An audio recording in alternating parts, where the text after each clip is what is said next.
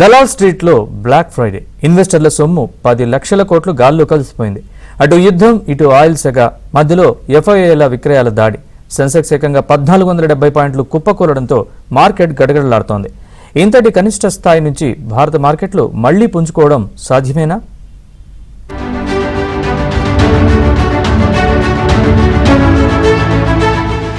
Dalal street లో మళ్లీ అమ్మకాల తుఫాన్ చెలరేగింది. వరుసగా మూడో రోజు కూడా మార్కెట్లు రక్తం ఓడాయి. ఇవాళ సెన్సెక్స్ ఏకంగా 1470 పాయింట్లు కుప్పకూలి 74,564 వద్ద ముగియగా నిఫ్టీ 488 పాయింట్లు నష్టపోయి 23,151 పాయింట్ల వద్ద స్థిరపడింది.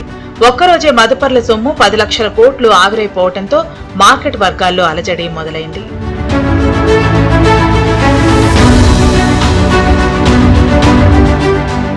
మార్కెట్లు ఇలా కుదేలు కావటానికి ప్రధాన విలన్ పశ్చిమాసియా యుద్ధమే. ఇరాన్ కొత్త సుప్రీం లీడర్ మొజ్దాబా చేసిన హర్ముజ్ జలసంధి మూసివేత ప్రకటనతో చమురు ధరలు మళ్లీ భగ్గుమన్నాయి.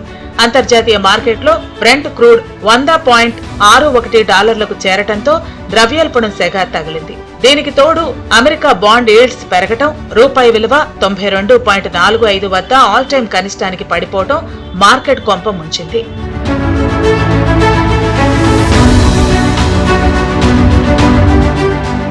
నేటి ట్రేడింగ్ లో LNT, Tata steel, SBI, BEL, Maruti Suzuki వంటి భారీ షేర్లు 5% పైగా నష్టపోయి బేర్ గుప్పెట్లో చిక్కుకున్నాయి. విదేశీ ఇన్వెస్టర్లు ఒక్కరోజే 7,050 కోట్ల విలువైన షేర్లను వదిలించుకోవడంతో మార్కెట్ కోలుకోలేకపోయింది.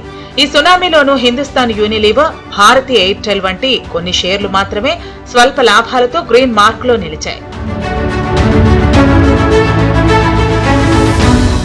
చమురు రవాణా నిలిచిపోతుందనే భయాలు, యుద్ధం ఎప్పుడు ముగుస్తుందో తెలియని సందిగ్ధత ఇన్వెస్టర్లను భయపెడుతున్నాయి. గడిచిన 10 రోజుల్లోనే విదేశీ మదుపరులు ఏకంగా 57,000 కోట్లను వెనక్కి తీసుకున్నారంటే పరిస్థితి ఎంత సీరియస్ గా ఉందో అర్థం చేసుకోవచ్చు. టెక్నికల్ సపోర్ట్ లెవెల్స్ కూడా బ్రేక్ అవడంతో కనిష్టాల వద్ద కొనుగోలు చేయడానికి కూడా ఎవరూ సాహసించని పరిస్థితి నెలకొంది.